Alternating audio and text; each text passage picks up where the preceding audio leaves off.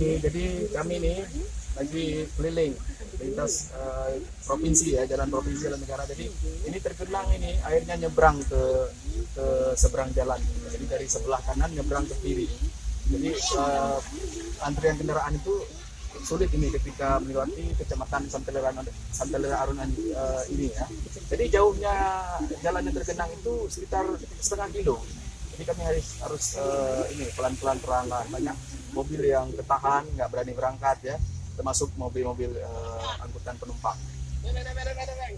Hei, Buka. tarik. Udah. Oke, yuk, kita jalan, Bang.